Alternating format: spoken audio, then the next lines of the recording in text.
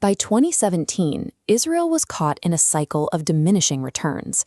They would eliminate a lead scientist or sabotage a refinery, only for Tehran to appoint a replacement and move the hardware into deeper underground facilities.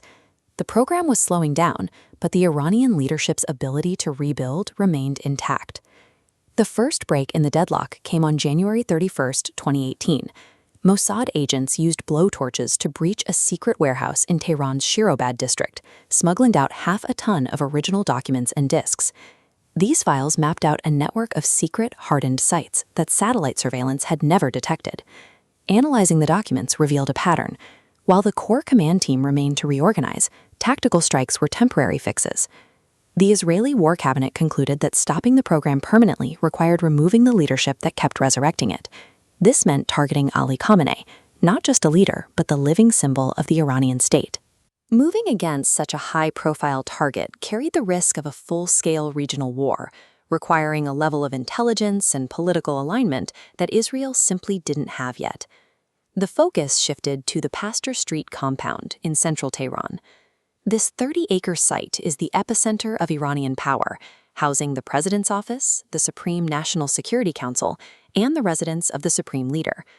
Bypassing this site required breaching a 3-tiered security ring, saturated with jammers and anti-drone netting. Defenses also extend vertically. Khamenei's bunker connects to a 5-kilometer subterranean network, allowing him to move invisibly beneath Tehran and emerge at schools or hospitals. Because physical access for ground troops was mathematically impossible, the only way to reach the target was to penetrate the compound's digital and human infrastructure. Surveillance began from orbit. US KH-11 satellites were used to calculate building heights from shadows, while Orion satellites intercepted short-range radio traffic. This data was funneled to Pine Gap, a joint US-Australian signals facility, to be decrypted and processed. Israel also identified a firmware vulnerability in the Chinese-made Hikvision and Daqua cameras used throughout the compound. Exploiting this, they gained a live, unmonitored view of every street and hallway within the perimeter. On the ground, Mossad operatives infiltrated the compound's maintenance and cleaning crews. They didn't just watch the gates, they analyzed the compound's waste, monitored the arrival of specialized supplies, and confirmed who was inside.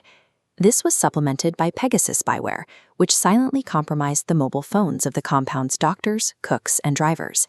Every conversation and movement of the inner circle was now being recorded. This generated a massive, unmanageable volume of raw intelligence. Thousands of hours of video and millions of text fragments are useless if you cannot identify the signal within the noise. To sort this data, Israel utilized the Maven smart system. This AI processed fragmented intercepts, linking phone calls to video and agent reports. It established a pattern of life, tracking guard shifts and Khamenei's gait, distinguishing him from body doubles with high confidence. The strategic environment changed following the October 7th attacks. The escalation provided Israel with the political momentum to propose a strike on Iranian soil, while subsequent U.S. election results ensured the American military support necessary to bypass Iran's defenses.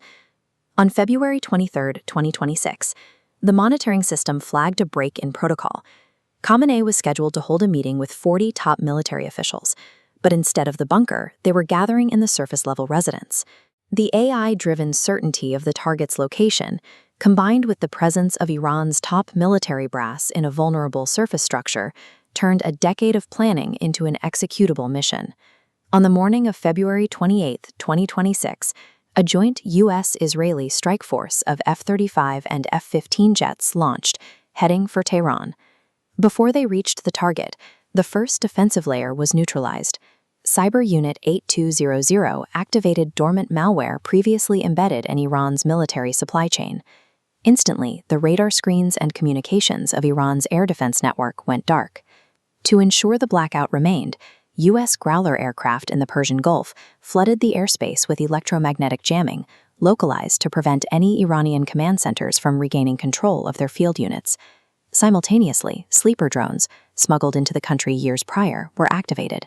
They flew directly into the S-300 air defense batteries protecting Tehran, physically destroying the sensors before they could reboot.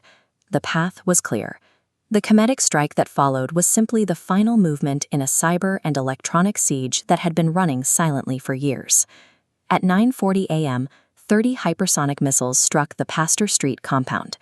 The intel was precise. The munitions hit the exact room where the high-level meeting was underway. The strike along with 40 of his most senior military and intelligence officers. The command structure of the Iranian state was decapitated in a single coordinated blast. Minutes later, the psychological phase began. Mossad hijacked Bade Saba, a popular app used across Iran, sending millions of citizens a single push notification. Help has arrived. This operation demonstrates that even the deepest bunkers are vulnerable when your enemy has mapped your digital and human footprint. When every movement and protocol is synthesized into actionable data over years of surveillance, no fortress is deep enough to provide safety.